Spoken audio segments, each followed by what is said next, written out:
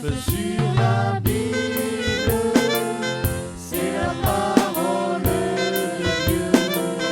Plein feu sur la Bible, son message rend heureux. Plein feu sur la Bible, c'est la vérité.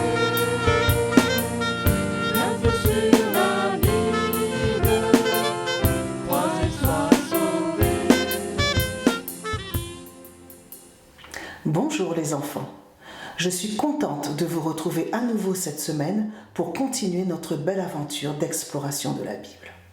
Dans les livres de 1 et 2 Samuel que nous avons déjà vus, nous avons appris que l'Éternel a conclu une alliance avec le roi David, à qui il a promis qu'un de ses descendants régnerait pour toujours sur le trône d'Israël. Aujourd'hui, je te propose d'aller à la découverte du premier livre des rois, c'est-à-dire le 11e livre de notre bibliothèque de la Bible. Le roi David est devenu très vieux. On pense à qui va le remplacer. Adonia, un des fils de David, voulait devenir roi et le disait à tout le monde « C'est moi qui serai roi !» Adonia a alors organisé une grande fête au cours de laquelle on le proclamait déjà roi. Mais le trône a été promis à Salomon.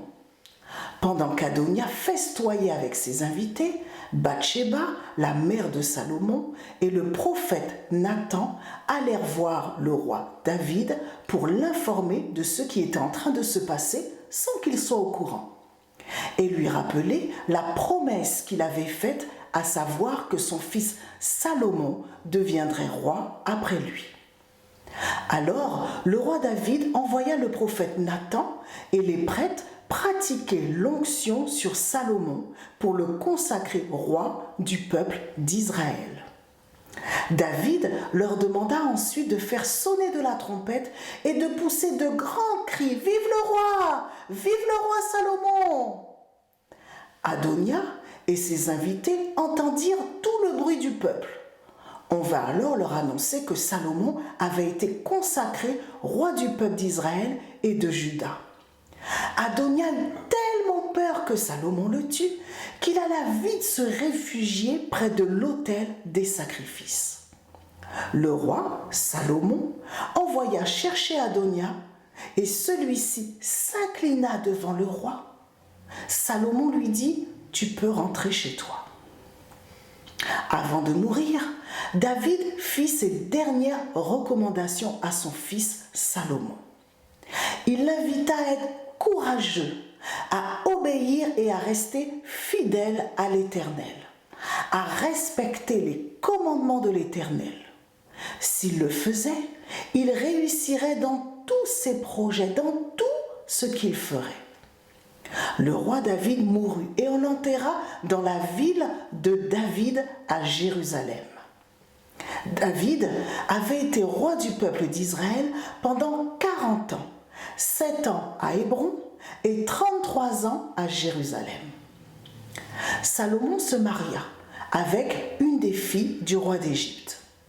Un jour, l'Éternel se montra à Salomon dans un rêve et lui dit « Demande-moi ce que tu veux et je te le donnerai. » Salomon demanda à l'Éternel la sagesse afin de bien diriger le peuple et l'Éternel le bénit. Un jour, 2 femmes sont venues trouver le roi Salomon. Chacune d'elles prétendait être la mère du bébé. Salomon les écouta toutes les 2 donner leurs arguments et il déclara que le bébé serait coupé en 2 afin que chacune ait une moitié du bébé. Une des femmes était d'accord et l'autre supplia le roi Salomon de ne pas faire de mal au bébé et de le donner à l'autre femme. Alors le roi Salomon donna le bébé à celle qui avait supplié qu'on ne touche pas à l'enfant. Et il dit « Oui, c'est elle qui est la mère de l'enfant. » Tout le peuple était rempli d'un grand respect pour le jugement qu'avait rendu Salomon. Ils ont constaté que l'Éternel lui avait donné la sagesse pour rendre la justice. Salomon organise son royaume sur toute la région d'Israël et de Juda. Il établit des gouverneurs qui fournissent la nourriture nécessaire pour lui et pour ceux qui mangent à sa table. L'Éternel a donné à Salomon une grande sagesse. Des gens viennent de tous les pays pour entendre les paroles de sagesse de Salomon. Salomon a construit un temple afin que l'Éternel puisse habiter à Jérusalem au milieu de son peuple. Il fit venir et utilisa les meilleurs matériaux, du bois de cèdre, du bois de cyprès, de l'or, du bronze, des pierres. Des milliers d'hommes furent employés pour travailler sur cet immense projet. La construction du temple dura 7 années. Salomon respecta dans le détail les plans que son père David avait établis et qui étaient basés sur la construction du tabernacle. Quand la construction fut terminée, l'arche de l'Alliance fut placée dans la salle la plus secrète du temple, la salle qu'on appelait le Saint des Saints. Salomon pria l'Éternel afin que la présence de l'Éternel soit dans le temple au milieu de son peuple. Ensuite, Salomon rappela au peuple de respecter les lois de l'Éternel. En effet, l'Éternel a dit à Salomon: « Si tu vis selon mes lois, si tu agis selon mes règles, si tu gardes mes commandements en leur obéissant, je tiendrai la promesse que j'ai faite à ton sujet, à ton père David. Je viendrai habiter dans ce temple au milieu de mon peuple, les Israélites. Je n'abandonnerai jamais mon peuple. » Au bout de 20 ans, Salomon finit la construction du temple et de son propre palais. Salomon devint un roi très puissant, très riche et très connu. Il épousa d'abord la fille du roi d'Égypte, puis ensuite de nombreuses femmes d'autres pays. Pourtant, l'Éternel avait dit au peuple d'Israël de ne pas se mélanger avec les autres peuples afin de ne pas les suivre à adorer leurs dieux. Salomon se mit à construire un temple pour chacune de ses femmes afin qu'elles puissent adorer leur Dieu. Contrairement à son père, le roi David, le cœur de Salomon n'était plus tout entier à l'Éternel. Salomon fit ce qui était mal aux yeux de Dieu. Il commençait à adorer les dieux étrangers et malgré les avertissements de l'Éternel, il ne lui obéissait plus complètement. Alors l'Éternel se mit en colère contre Salomon et il fit en sorte que ses ennemis remportent une grande partie de son royaume. À la mort de Salomon, les tribus du nord du royaume demandèrent à Roboam, son fils, de les traiter moins durement. Mais Roboam refusa. Alors les tribus du nord se séparèrent des tribus du sud. Le royaume se divisa en deux. Jéroboam devient roi du royaume du nord, appelé Israël, et Roboam resta roi du plus petit royaume, Juda, situé au sud. Ne voulant pas que le peuple se rende à Jérusalem, donc à Juda, pour adorer l'Éternel dans le temple, Jéroboam fit fabriquer 2 veaux en or. Il dit au peuple: « Vous êtes allés longtemps à Jérusalem, cela suffit. Voyez, peuple d'Israël, ils sont ici les dieux qui vous ont fait sortir d'Égypte. » Il fit construire des lieux de culte, installa un veau d'or à Béthel et l'autre à Dan. Et il fixa la date d'une fête pour offrir des sacrifices aux veaux qu'il avait fabriqués. Jéroboam entraîna l'ensemble du peuple d'Israël, le royaume du Nord, à pécher contre l'Éternel. Roboam, roi de Juda, c'est-à-dire le royaume du Sud, fit lui aussi ce qui était mal aux yeux de l'Éternel. Eux aussi, ils ont construit des lieux de culte pour adorer des dieux étrangers. Roboam et Jéroboam n'arrêtaient pas de se faire la guerre. À la mort de Roboam, c'est son fils Abiam qui devient roi de Juda. Le royaume d'Israël et de Juda furent dirigés par plusieurs rois. Les rois d'Israël étaient quasiment tous infidèles à l'Éternel. En Juda, certains rois restèrent fidèles à l'Éternel. Achab fut le pire de tous les rois infidèles à l'Éternel et le plus désobéissant. Roi d'Israël, le royaume du Nord, Achab épousa une princesse étrangère appelée Jézabel. Il se mit à adorer le dieu Baal, à se prosterner devant lui, et il construisit un temple pour Baal dans son royaume. Achab provoqua la colère de l'Éternel, qui envoya une grande sécheresse sur Israël qui dura 3 années. En provoquant cette sécheresse, l'Éternel souhaitait que le peuple revienne vers lui et vers lui seul. Il voulait une relation avec son peuple. La sécheresse, maintenant présente en Israël, n'a pas amené le peuple à rechercher la présence de Dieu. Alors, un jour, le prophète Élie a proposé un défi au roi Achab. Ces prophètes seraient-ils capables de faire brûler une offrande sur un autel sans allumer de feu, mais en faisant juste appel à leur Dieu ? Le roi Achab, sûr de lui et de son dieu Baal, accepte le défi. Les prophètes de Baal essayèrent pendant des heures et des heures. Ils essayèrent en dansant, en criant fort, en se faisant des marques sur le corps. Mais aucun feu sur l'autel, pas un mot, pas un signe. Leur Dieu ne répond pas.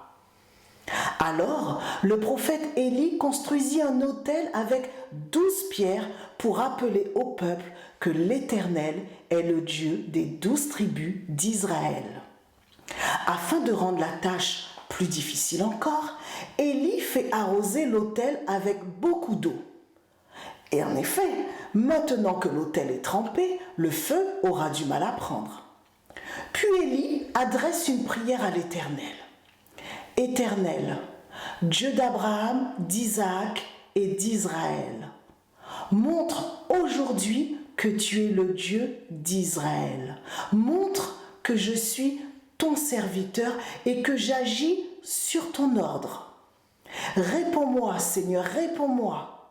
Alors les gens sauront que c'est toi, le Seigneur, qui est Dieu. Et ainsi, tu ramèneras leur cœur vers toi. Et là, l'Éternel enflamma l'autel. Le feu de l'Éternel a brûlé le sacrifice, le bois, les pierres, la poussière et toute l'eau qui était déversée sur l'autel. Quand les Israélites virent cela, ils se prosternèrent tous à terre, reconnaissant que l'Éternel est le seul vrai Dieu, le Dieu vivant et qui répond. L'Éternel est maître du feu. Et maintenant, il va montrer qu'il est également maître de la pluie. En effet, Élie va prier l'Éternel afin d'envoyer la pluie. Et l'Éternel fait ce qu'Élie lui demande, il envoie la pluie. Après avoir appris qu'Élie avait gagné le défi, Jézabel, la femme d'Achab, cherchait à le faire mourir. Élie dut s'enfuir dans le désert et l'Éternel prit soin de lui. Achab et Jézabel continuèrent leurs mauvaises actions et leur désobéissance. Ils continuèrent à faire ce qui était mal aux yeux de l'Éternel.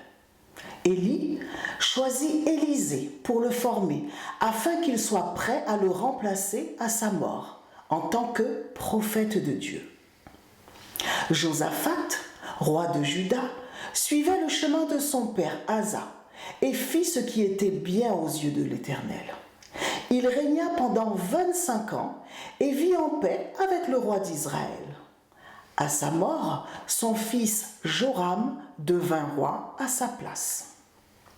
Achazias, fils d'Achab et de Jézabel, devint roi d'Israël. Lui, il suivit le mauvais exemple de son père et de sa mère et de Jéroboam. Comme son père, il provoqua la colère de l'Éternel en se mettant à genoux devant Baal pour l'adorer. Le premier livre des rois nous montre ce qui arrive lorsque le peuple et ceux qui les dirigent obéissent ou n'obéissent pas à l'Éternel. L'obéissance aux lois, aux commandements de l'Éternel amène la paix et la bénédiction. Baal était adoré comme le dieu du temps à cette époque-là. Et l'Éternel a démontré que lui et lui seul a le pouvoir sur le soleil et sur la pluie. Nous voyons à travers le premier livre des rois que l'Éternel est la source de la sagesse, c'est-à-dire que c'est vers lui que tu vas la chercher. L'Éternel est juste.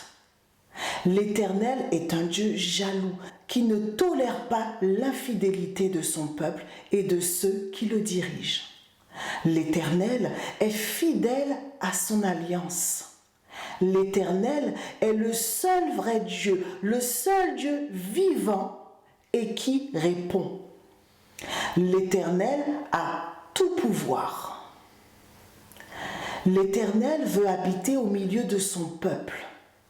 L'Éternel veut établir une relation avec son peuple. Je te propose de continuer à mémoriser les livres de la Bible en musique. Alors avec l'ensemble des animateurs et les musiciens, chante avec nous. Et c'est parti! Genèse, Exode, Lévitique, Nombre, Deutéronome, Josué, Juge, Ruth, 1, 2, Samuel, 1, 2 Rois, 1, 2 Chroniques, Esdras, Néhémie, Esther, Job, Psaume, Proverbes, Ecclésiaste, Cantique des Cantiques, Ésaïe, Jérémie, Lamentation de Jérémie, Ézéchiel, Daniel, Osée, Joël, Amos, Abdia, Jonas, Michée, Nahum, Abacuc, Sophonie, Zacharie, Malachie. Et maintenant le Nouveau Testament. Matthieu, Marc, Luc, Jean, Actes des Apôtres, Romains, 1, 2